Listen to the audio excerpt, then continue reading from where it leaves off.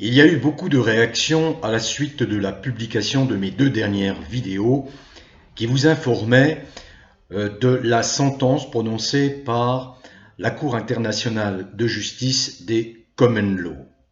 Je voudrais dire aux détracteurs qu'ils auraient tort de négliger l'influence, l'impact des décisions de cette Cour qui est l'émanation, la représentation du peuple lui-même, et cette Cour exerce en toute légalité sa fonction. Certes, beaucoup de pouvoirs ont intérêt à étouffer ces actions, ces décisions, dès lors qu'elles dérangent, dès lors qu'elles ne fonctionnent pas, je vais en dire un mot en conclusion, sous la pression, comme peut le faire la Cour pénale internationale, qui met un temps fou à se saisir d'affaires gravissimes et à rendre des jugements.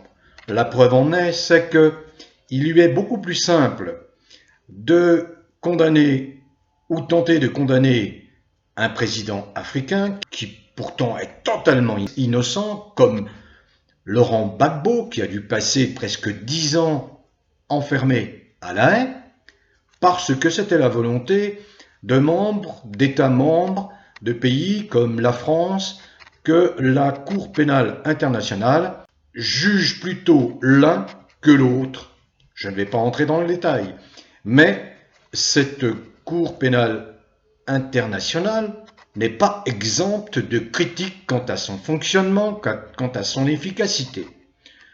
Or, voilà des cours qui se sont institués, notamment à partir de 2012, mais je vais en dire un mot dans ma conclusion, et qui sont en réalité une caisse de résonance morale pour toute l'humanité. C'est l'effervescence. Nous croulons sous les informations qui émanent de toutes parts. Il se passe vraiment quelque chose. Lorsque les désirs, les intentions de millions de personnes convergent, eh bien il se produit un puissant courant énergétique qui cristallise la simple volonté d'aboutir en résultat réel. C'est ce que l'on appelle l'égrégore, c'est-à-dire, en d'autres termes, l'agrégation des pensées d'un groupe, de l'énergie des pensées d'un groupe à un moment donné. Ce groupe est en souffrance. Lesquelles pensées finissent par aboutir et se traduire par la survenance d'événements souhaités par ce groupe. Par exemple, la fin de cette soi-disant crise sanitaire, de toutes les injustices que l'on a vécues à cause de cette crise sanitaire, l'incompréhension, la confusion qui est née de cette crise sanitaire alimentée par le mensonge. Donc, cette convergence de l'énergie des pensées de milliers de gens bien se traduit par la survenance d'événements souhaités. C'est la traduction, en clair, de la puissance infinie de l'esprit. Voilà. Voilà pourquoi tous ces gens qui ont imaginé, il y a 2 ans et même bien avant, ce désordre à l'échelle planétaire, tous ces gens sont en déroute. Et nous avons de multiples exemples. Alors c'est ce qui se produit enfin, donc, en France, et partout dans les pays où l'obscurantisme de fanatiques, tel Macron, tel Legault, tel Trudeau, tel Biden, a jeté des centaines de millions de personnes dans la confusion, la sidération, l'abattement, transformant une grande partie des êtres en individus dociles, asservis, en un mot, en zombies, ayant perdu toute capacité cognitive, toute capacité de discernement, devenus malléables et manipulables à merci, méconnaissables pour ceux qui avaient l'habitude de converser avec eux. Oui, en cette 3e semaine de janvier de cette nouvelle année 2022, eh bien il se passe effectivement quelque chose de perceptible cette fois. Il n'y a pas que les manifs très utiles, attention, hein, les protestations, etc., les actions multiples, hein, mais il se passe quelque chose de perceptible.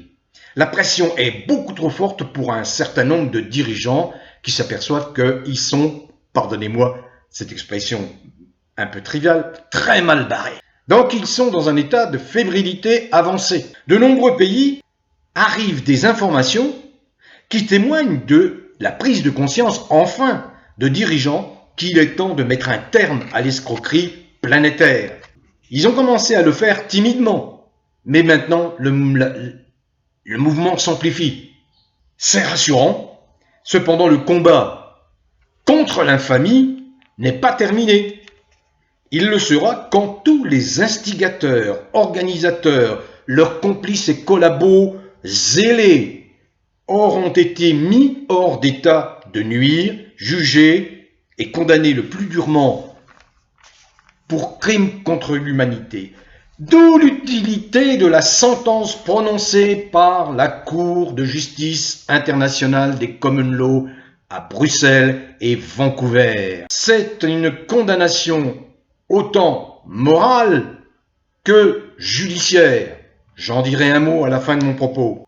Oui, en cette troisième semaine de janvier 2022, chaque jour apporte son lot d'informations positives qui vont dans le bon sens, celui que nous espérons tous depuis 2 ans, à savoir le retour à une situation normale, à la liberté pleine et entière partout, pour tous les peuples, notamment dans quelques pays, dont malheureusement la France et le Canada, où les déviants se sont engagés dans une fuite en avant meurtrière, assassine, pour contraindre le peuple à sombrer dans une révolte violente avec la complicité en France de la police. C'est ça qui est dramatique. Je ne mets pas tous les policiers dans le même sac, mais avec la complicité de la garde prétorienne de Macron. C'est un scandale car nous les payons.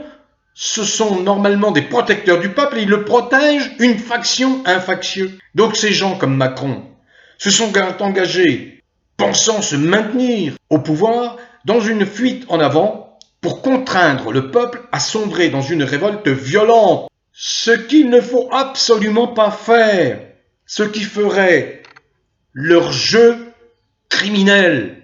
Il faut s'engager dans la désobéissance civile. C'est l'arme la plus efficace. Et c'est là, à nouveau, je vous lance un appel aux fonctionnaires qui peuvent engager cette désobéissance civile dans leur service. Car vous appliquez pour certains des lois qui sont frappées d'illégalité. Par parenthèse, ce Conseil constitutionnel abject, qui ne représente que des intérêts de clans, vient de valider ce pass vaccinal, cette Ausweis, alors que dans d'autres pays, je vais en dire un mot, on fait marche arrière toute, on redonne toute la liberté au peuple. On a bien compris quel était le risque majeur de contraindre les gens, de restreindre leur liberté.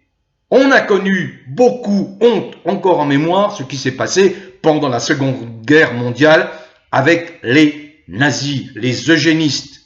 Ces eugénistes qui sont mis en avant par les transhumanistes, les déviants transhumanistes, qui sont les amis de M. Macron. J'en viens à des informations concrètes.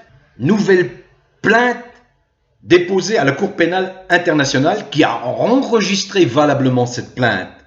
Eh bien, un groupe qui comprend l'ancien vice-président de Pfizer, le docteur Michael Yeadon, a déposé une plainte auprès de la Cour pénale internationale contre Boris Johnson et des responsables britanniques, Bill et Melinda Gates, Klaus Schwab, qui est le président du Forum mondial, et d'autres pour crimes contre l'humanité, tels que le docteur Anthony Fauci aux États-Unis, tels que le directeur de l'OMS, tels que Albert Bourla, PDG de Pfizer, et les autres PDG des autres labos tels que Pascal Soriot, le PDG de Moderna, ou Stéphane Bancel, le PDG d'AstraZeneca. Je vais mettre bien évidemment le lien de cette nouvelle plainte grave, très lourde. D'autres plaintes arrivent, notamment les plaintes sur lesquelles travaille actuellement Rainer Fulmich. Alors d'autres informations très concrètes. Il faut savoir que en Grande-Bretagne, au Royaume-Uni, le Premier ministre Boris Johnson, qui n'ignore pas la sentence de la Cour de justice internationale des Common Law, vient d'annoncer la fin de toutes les restrictions liées à la crise sanitaire, notamment le passeport sanitaire, notamment l'obligation du port du masque, y compris les soi-disant mesures de distanciation sociale, mais également pour vous montrer à quel point on assiste à un revirement de la part des dirigeants dans certains pays plus éclairés que la France et le Canada, heureusement, et l'Autriche et l'Australie. L'Australie, c'est de la folie. Eh bien, en Espagne, les autorités sont revenues également au bon sens en considérant qu'il ne s'agissait pas d'une crise sanitaire telle qu'on l'avait présentée, telle que les responsables de l'OMS l'ont présentée, qu'il fallait ranger toutes ces pathologies au rang de pathologies classiques, endémiques, à traiter comme des grippes ou des rhumes saisonniers banals. Même revirement également en Russie, qui a abandonné l'obligation du pass sanitaire avec le QR code. La démarche est comparable en République tchèque, qui a supprimé son projet d'injection de vaccination obligatoire. Enfin, un exemple de résistance nous vient de la police autrichienne. 600 policiers ont écrit au ministre de l'Intérieur pour exiger l'annulation de l'obligation vaccinale. Donc, on le constate, en tant qu'observateur, les changements de cap, les revirements, le retour au bon sens se multiplient sous la pression de la vérité qui émerge partout, sous la pression, à partir de chiffres et statistiques qui démontrent l'escroquerie mondiale. C'est le commencement de la déroute pour les Macron, Trudeau, Biden qui est mis en grande difficulté et qui est concerné parce que les États-Unis sont sous ce régime de common law et qui est mis en difficulté par la récente sentence prononcée par la Cour de justice internationale des common law de Vancouver et de Bruxelles. Ces trois que je viens de citer et d'autres sont désormais sous la pression d'actions judiciaires et de procédures judiciaires lourdes. Les principaux acteurs de la mascarade mondiale sont mis officiellement et publiquement en accusation.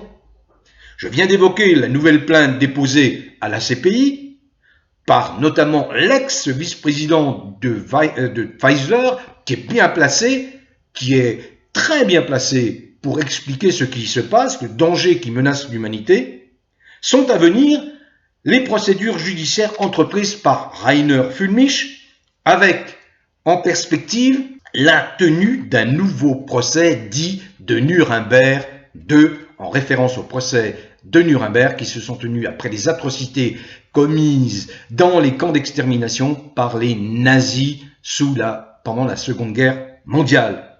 Il y a également ce dont je vous ai parlé dans mes 2 dernières vidéos. Je viens d'y faire allusion, la sentence de la Cour de justice internationale des common law de Vancouver et de Bruxelles. Et à ce propos, afin de vous éclairer sur cette Cour de justice internationale des common law et sa place dans l'humanité, et afin de faire taire les détracteurs, les contempteurs, que l'on compte y compris par ceux qui se prétendent des résistants et qui emboîtent le pas de la nauséabonde agence France-Presse. J'ai lu son intervention. Elle parle de démarches fausses, de déclarations fausses. Où est la fausseté de la déclaration alors que nous avons tous les éléments? Il y a eu quelques maladresses dans la traduction de ce jugement, certes, les auteurs en conviennent. Mais ça ne retire rien au fait qu'une justice populaire s'est exprimée et que, en s'exprimant, elle a condamné sans appel le plus durement possible des gens pour crimes contre l'humanité. Alors, quelle est l'influence de cette cour, son rôle? Eh bien, dès lors qu'elle est l'émanation autant que la représentation du peuple et non d'un pouvoir établi, c'est ce qui caractérise les juridictions civiles héritées du droit romain, eh bien, elle exprime la justice du peuple et elle le fait en toute légalité car elle s'est instituée en vertu des dispositions de la Charte des Nations Unies qui consacre la liberté des peuples de se doter des règles et instruments qui leur conviennent, en un mot, de s'auto-déterminer. Donc il est incontestable que ces cours de justice, dites common law, sont parfaitement légales. Bien entendu, tout est fait pour étouffer leurs décisions, leurs enquêtes, leurs jugements. L'exemple de la sentence condamnant le pape Benoît XVI en février 2013, sentence prise par la Cour de justice internationale des common law, est cet exemple révélateur de cette influence morale très puissante, très forte. Quelques semaines seulement après sa condamnation par la Cour de justice internationale des common law, Benoît XVI, qui était soupçonné d'avoir protégé des actes pédophiles au sein de la communauté catholique, Benoît XVI a démissionné après 7 années de pontificat. Ces cours sont donc tout essentiels que la Cour pénale internationale, qui est soumise à la volonté de tous les pays, États qui l'ont reconnu, qui y adhèrent, ce qui explique son inertie coupable, son apathie, sa lenteur. Ces cours de justice internationale des common law, même si elles ne disposent que de moyens d'exécution des sentences limitées, c'est vrai, elles exercent une pression morale énorme par leur jugement sur les autres juridictions dites civiles, telles que la CPI, dont on connaît la coupable lenteur pour mener les instructions, notamment celles consécutives aux nombreux dépôts de plaintes pour crimes contre l'humanité liés à cette crise sanitaire et aux agissements criminels de quelques dirigeants, dont Macron en France, Trudeau au Canada, Legault au Québec. Comme j'ai pu lire leurs commentaires acerbes, certains qui se prétendent résistants, c'est une résistance contrôlée, on va dire. Ce sont des faux résistants. Eh bien, certains qui se prétendent résistants et qui dénigrent allègrement, sans savoir, ces institutions de common law, auraient tort de négliger leur impact dans un moment de tension extrême tel que nous le vivons. Alors, un dernier mot, pardonnez-moi si j'étais un petit peu long, car je voudrais que vous compreniez bien l'importance de ces cours de justice dont on tente de minimiser les impacts des jugements, des sentences qu'elles prononcent. Alors, la Cour internationale de justice de common law, elle a été fondée en tant que tribunal de conscience des citoyens le 15 septembre 2012 à Bruxelles. Le droit naturel et coutumier permet l'établissement de cours de justice populaires lorsque les autorités juridiques et gouvernementales existantes sapent le droit de la justice ou aident ceux qui le font. La common law est née historiquement pour défendre les libertés du peuple contre les tyrans, qu'ils soient religieux ou laïcs, et a donc une compétence universelle lorsqu'elle est convoquée en tant que tribunal avec un jury par plus de 12 hommes et femmes dûment assermentés. La Cour internationale de justice de common law a été créée en tant que bras juridique et judiciaire du tribunal international pour les crimes d'Église et d'État, avec l'aide d'experts juridiques, de juges et de survivants de la terreur ecclésiastique et du génocide impérial dans plus d'une douzaine de pays. En clair, la common law est une justice populaire qui est chargée de juger l'atteinte aux droits universels et aux droits naturels des êtres humains. Comme vous le constatez, cette cour ne s'intéresse qu'aux droits de l'homme et non ceux du citoyen. La Common Law Court se charge de défendre les droits imprescriptibles et inaliénables de l'homme, des droits qu'on ne peut pas vous enlever, des droits fondamentaux que l'on ne peut pas vous retirer. Cela concerne la liberté, la propriété et la sûreté des êtres humains. Voilà, j'espère que vous avez bien compris quel est le rôle de cette Cour internationale de justice des common law. Elle est tout aussi importante, même beaucoup plus importante, que la Cour pénale internationale qui traîne souvent des pieds pour engager des procédures et rendre des jugements. Sauf, comme par hasard, contre les dirigeants africains. Vous avez compris la nuance. Bon vent à tous, quelles que soient vos origines, quelle que soit la couleur de votre peau, quelles que soient vos convictions politiques, dès lors que vous êtes un être humain tolérant, quelles que soient vos croyances religieuses, philosophiques ou spirituelles. Continuez à cultiver le bien-être qui est un rempart très fort contre l'abjection macronienne surtout.